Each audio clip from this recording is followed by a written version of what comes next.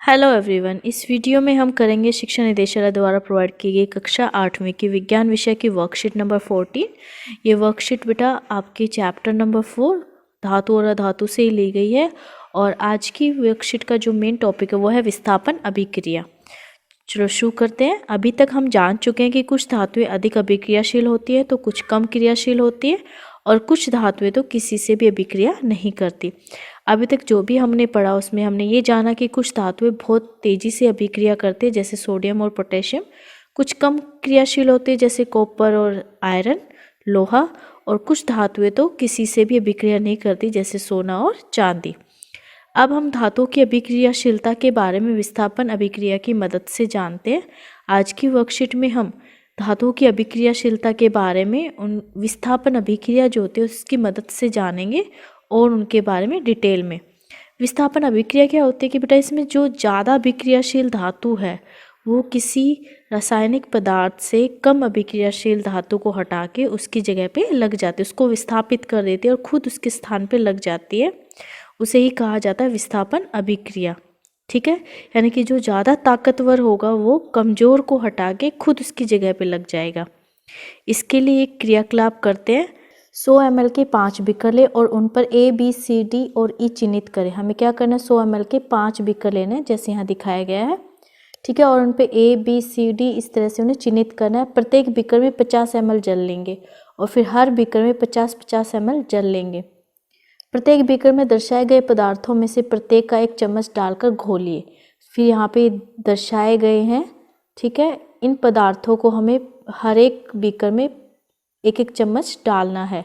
जैसे beaker A में हम 1 चम्मच कॉपर सल्फेट डालेंगे और जिंक का टुकड़ा डालेंगे। फिर बी वाले में कॉपर सल्फेट और लोहे की कील, सी वाले में जिंक सल्फेट और तांबे की छीलन, डी में आयरन सल्फेट और तांबे की छीलन और ई में जिंक सल्फेट और लोहे की छीलन। ठीक है, इन बिकरों को बिना छेड़े कुछ समय तक रखा रहने दीजिए। इन बिकरों को हमें नहीं छेड़ना है और कुछ समय तक इन्हें रखे रहने देना है और उसके बाद अपने परीक्षण को लिखिए। उसके बाद जो भी आप ऑब्जर्व करोगे वो आपको लिखना है।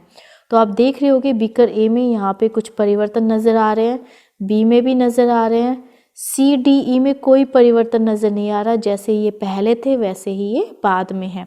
तो इससे ऐसे लग रहा है कि सी, डी, ई में कोई भी अभिक्रिया नहीं हुई, जबकि ए और बी में अभिक्रिया हुई है। तो ए में क्या हुआ होगा, जिंक ज़्यादा अभिक्रियाशील धातु है कॉपर से, जिंक ने कॉपर सल्फेट में से कॉपर को हटा दिया और यानी कि उसको विस्थापित कर दिया और जिंक सल्फेट बना दिया। और आप देख रहे होंगे कि इसके तल में, इस बीकर के तल में कुछ बैठ गया है, तो वो भूरे रंग का क्या है, वो कॉपर है और जो विलयन है वो किसका बन गया, जिंक सल्फेट का विलयन बन गया है। इसी प्रकार बी में आप देख रहे होंगे नीले से कैसा हो गया, हरा क्यों हो गया, क्योंकि लोहे की कील ने यानी कि लोहे ने कॉपर सल्फेट में से कॉपर को विस्थापित कर दिया और आयरन सल्फेट बना दिया है, FeSO4 बना दिया है। और आयरन सल्फेट का रंग कैसा है, हरा, और कॉपर नीचे बैठ गया है भूरे रंग के पदार्थ के रूप में। तो आगे भी पढ़ लेते हैं हम परीक्षण क्या क्या हमें नज़र आने चाहिए। बीकर ए में जिंक कॉपर सल्फेट के विलयन में से कॉपर को विस्थापित कर देता है, जिसकी वजह से कॉपर सल्फेट का जो नीला रंग है वो अदृश्य हो जाता है। देखो गायब हो गया ना, यहाँ नीला रंग था, यहाँ पे नीला रंग नहीं रहा। और बीकर के पेंदे पर यानी कि तल पर कॉपर का भूरा पाउडर जमा हो गया। तो बीकर ए में जो अभिक्रिया हुई वो कैसी हुई, कॉपर सल्फेट और जिंक के बीच थी अभिक्रिया। क्या बन गया, जिंक ने कॉपर को विस्थापित कर दिया, जिंक सल्फेट और कॉपर अलग हो गया। बीकर बी में लोहे यानी कि आयरन ने कॉपर सल्फेट के विलयन में से कॉपर को विस्थापित कर दिया, यानी कि कॉपर सल्फेट और आयरन के बीच, लोहे के बीच में यह अभिक्रिया हुई। तो क्या बन गया, आयरन सल्फेट और कॉपर बन गया। आयरन सल्फेट की बनने के कारण इसका रंग कैसा हो गया, हरा हो गया और नीला रंग गायब हो गया। और तल में भूरे रंग का जो पदार्थ है वो क्या है, कॉपर।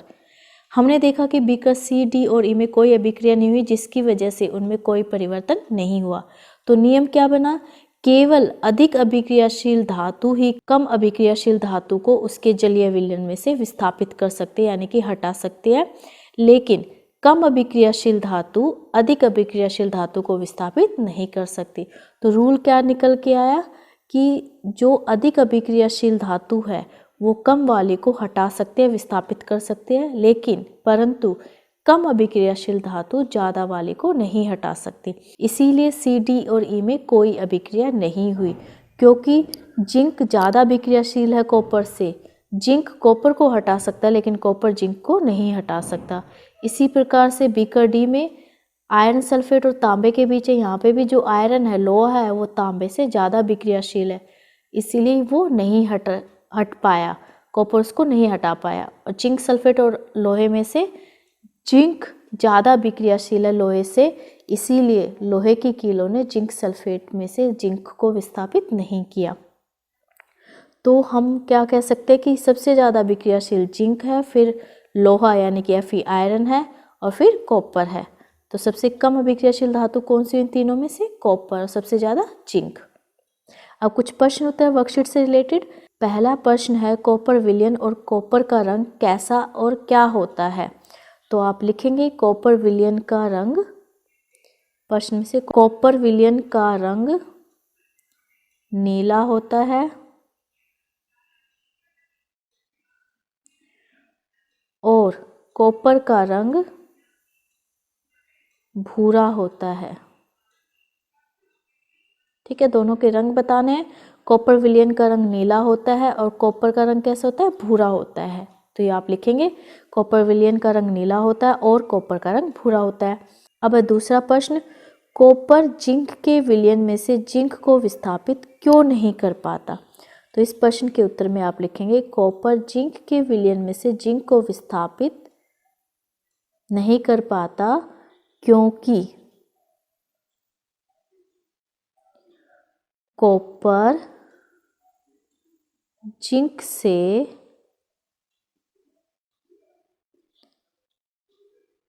कम अभिक्रियाशील धातु है।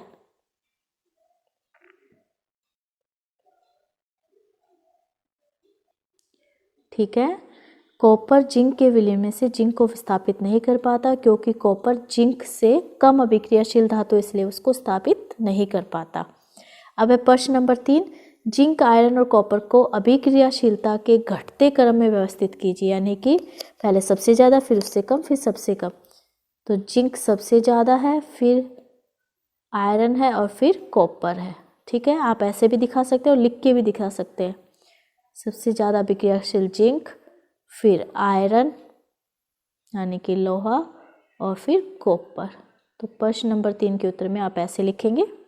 फिर प्रश्न नंबर 4 है, क्या होता है जब एक लोहे की कील को कॉपर सल्फेट के विलयन में रख दे? जब एक लोहे की कील को कॉपर सल्फेट के विलयन में रख देंगे तो क्या होगा? जो लोहे की कील है वो कॉपर को विस्थापित कर देगी। तो आप लिखेंगे जब एक लोहे की कील को कॉपर सल्फेट के विलयन में रख दें तो लोहे की कील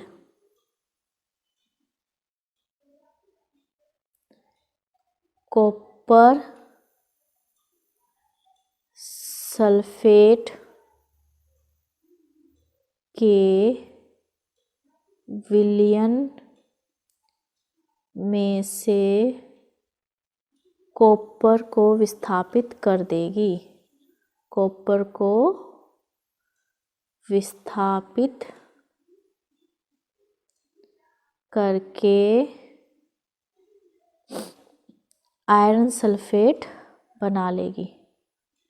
आयरन सल्फेट बना लेगी। ठीक है, ये ऐसे आपको लिखना है। जब एक लोहे की कील को कॉपर सल्फेट के विलयन में रख दें, ये प्रश्न में से लिखना है, तो लोहे की कील कॉपर सल्फेट के विलयन में से कॉपर को विस्थापित करके आयरन सल्फेट बना लेगी। ठीक है, इतना लिखने के बाद बेटा वीडियो पॉज करके पहले आप इसे लिखेंगे, उसके बाद आप ये वाली अभिक्रिया भी दर्शाएंगे आंसर नंबर 4 में। ठीक है, पहले जो मैंने लिखा वो लिखना है, फिर ये भी लिखना है।